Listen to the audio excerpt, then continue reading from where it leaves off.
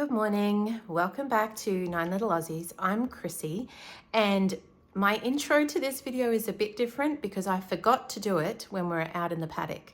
So on this day, we were wandering down there to the paddock to mark out some trees that we want to eventually clear, hopefully before the spring really hits and the underbrush comes back thick and fast and the snakes come back, to clear some land for silvopasture. So come with us on a walk down the paddock. So, I've got my afternoon coffee. It's been a busy baking day, but we're coming down the paddock for a minute. So we're down here in the paddock this afternoon. What are we doing? Yeah, so we're just trying to create silvopasture so that we can use this back half, because we have 11 acres. But I would say 5 or 6 of those acres is this wooded back half. Yeah. So we don't have the ability to set up and chop down everything. But we want to capture this 3 acres probably right here. Yeah. And just make it more into silvopasture, which means we're going to have to thin these trees out. And we really only want to have trees every 100 feet or so that the cows that we're going to get at least have some shade spread out in the back. So you're taping the trees we want to keep. Yeah, I just got some tape from the hardware store, and we're going to tape the ones we want to keep about 100 feet away from each other, and everything else we're going to know to chop down or chainsaw down. Okay. Mike's just taped this tree, which is a nice straight up and down good looking tree, but everything around it will go. So you can kind of see how that in under the trees here there's a lot of weeds, and the grasses don't really start until you get out into full sunlight.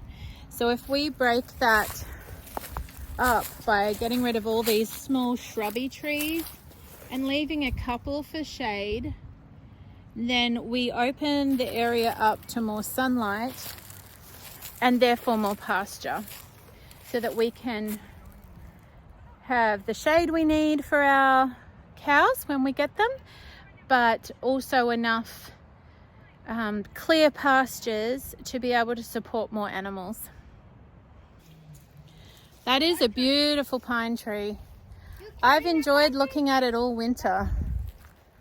It's a beautiful, healthy looking big pine. So these little trees, is that a Chinese tallow under there? I think so. Yeah, I think they Those both scrappy are. ones, yeah, we'll take them out. Are the trees budding yet? Have you seen? I think they are. Yes, I see buds on there. And this is a sweet gum, and it's got buds, so I guess it'll be getting green and growth. What's that, dust?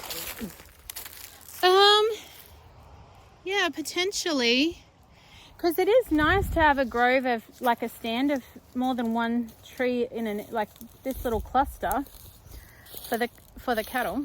So I imagine we're going to thin. That's going to be our line. We're not going to go anything over there. Yes, we'll leave the forest to be the forest. Pines, so maybe we'll just say all pines are kept. Yes. This prickle bush. Oh, yes, I will. Did you not bring shoes? Nope. Where did that monkey go? There's a monkey up the tree. Hang on. Here, do you want to ride on my back? Jump on me. Oh, yeah. Yes, it is. We definitely want to keep that one. Definitely. So there's an oak tree there, and this pine will stay. So there's 2 oak trees there together, or is it 3?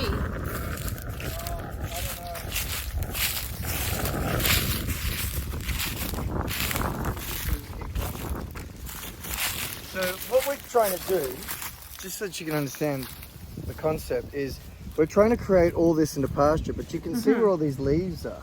So theoretically there's going to be leaves on the tree that's going to cover this area, and grass really will struggle to grow here because the sun can't get through. So like over there, if you just look over there, we want that as pasture. We want all of this as pasture. You can see all of this has just been overtaken by these tallow trees, and grass isn't growing there. Whereas you can see in the pathway, sunlight will penetrate, and we keep that. For the bees. Yeah. Bees? Yeah, so we're going to get bees eventually, and if we, I don't think there's an issue with Chinese tallow. I know some people say there are. The issue that I have is that we need pasture more than, we're not ready for bees. We're ready for a cow or two, or 2 cows and 2 calves. So we've got to figure out where our priorities lie. So keep that one as a shade tree. Yeah. And chop down the rest. So See, now this beautiful oak, we'll definitely keep that.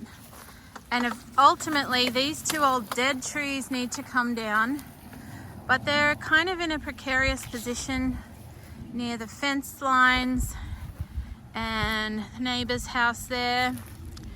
So we're gonna have to be careful getting that down. Are you gonna keep the persimmon? yeah, I think so. That's the persimmon, isn't it? No. It's what Ty is on. Get off it, please. Don't break it, Ty boy. Looks like it's dying. It could be. It had fruit on it last season, but Looks like it's got boar in it. And actually, wow, it looks like it's attacked this tree. A couple of boreholes. I don't know if it'll survive. This one might not even survive, I don't know.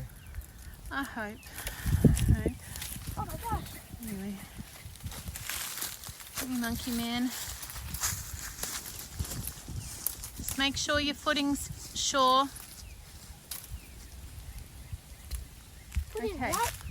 I said make sure your footing is sure and you're on a strong branch. Yes, well this looks like it would be a nice climbing tree, which I know is not like the top priority, but the kids do love to climb trees.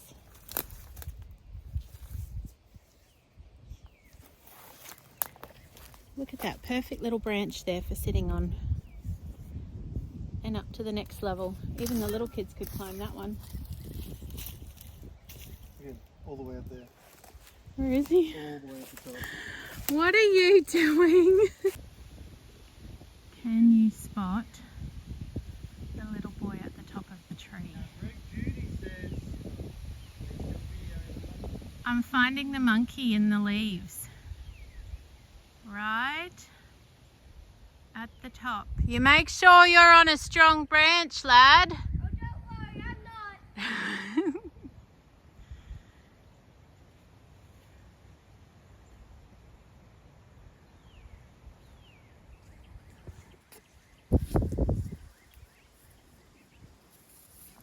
So just to be, so you've been watching On Abundance Plus, which so is we're premium platform. members of Abundance Plus, which is where we try to get most of our education from.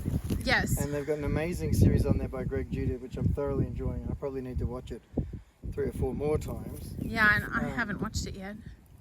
But we've known this since we moved here, that we need this as pasture. Yes. And Yes. it's going to be much better for us to get through here in the winter time. But some of these logs that we're cutting down, these trees that we're cutting down, we'll be able to turn into logs for mushrooms. And we'll be able to do our own mushroom piles. Yeah, that'll We'll just be have great. to save them and dry them out. That'll be. So, have you thought about how big the paddocks need to be, and if there's going to be at least one shade tree in each paddock? There's just, I don't think we'll be able to get one shade tree, because I don't understand cow days enough. And Yeah, we're I gonna know have you can to have up learn to that. 1,000-pound beast or 300-pound beasts for a year that need 3 acres. So we just don't have 3 acres yet. I think once we clear this, we'll be able to swatch the land, see where we're at, and eventually put some better trees here that we want, fruit trees or Yeah. shade trees. Yeah. But right now I feel you know, and this is the difficulty, is we've never done this. I'm just, Yeah. from the time we moved in and bought the property, we knew we needed this as pasture. Yeah, that is So- true. And I guess if worst comes to worst, until we get trees where they need, we can always build a shade shelter. We'll have to build a shade shelter. Mm. Now I think, even though this is close, I mean that's, we've got that tree there, we've got those two over there, we've got that one there, those two there, the pine trees. We just don't, where we need shade trees is where there are no existing trees. Right. So that's the difficulty. Are there any of these that you feel the need to keep? I think maybe keep this one over here with the birdhouse in it. And maybe that one there. Yeah, I wondered about that. That one and that one. And the only urgency is that we want to do this it in one? winter before the snakes come back. And the Yes. leaves come on, because then we're fighting leaves, snakes, critters. Yes, that's true. That's true, because all this will get overgrown. This one too? You want to save it? I think so. It's already a decent size tree and it'll be good for shade. What do you think? Well, I'm just looking at the undergrowth. So Oh, you're well- going to lose this, probably a 2-metre radius or a yard and a half of pasture. But that's all right. Everything else is going to open up, I hope. Yeah.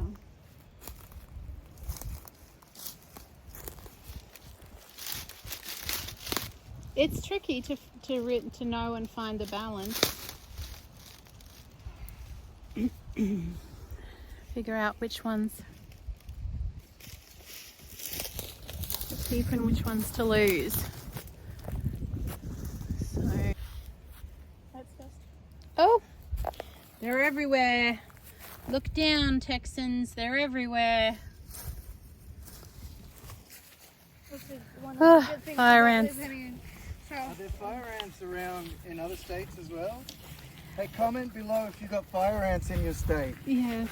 because they are really difficult. They're everywhere here. And the fact that they scramble up your legs the minute you stand near them is horrifying. I'm in Australia, but the government's been very vigilant in fighting them. Yes, I think there's been a few outbreaks of fire ants, but you're supposed to report them in Australia whenever you see them. Yeah, because Australians love jobbing. Stop it. All right, But I think hopefully. that's a good start. Yep.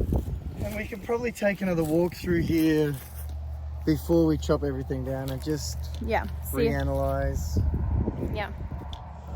See if there's Maybe anything need to else. adjust that corner over there or something. Yeah. All right, well, thanks for coming down, sweetheart. I think it's okay. important that you and I get this done together. That's good. Good, good. Well, another job done on the list. Yeah, finally. Yes. It's been there for a while. Yes, it has. And we got to go. I'm late. All right. Okay, so we have gone for a little wee walk and tagged some trees that we want to keep. So it's just one little thing at a time, isn't it? It's really just every day trying to do one more thing on the list. Every day trying to take one more step in the direction of getting this little property all sorted and productive. So if we can open this up to more pasture and put some hay down, some mulch to help feed it, then all the better. Well, thanks for being with us today, and we'll see you next time.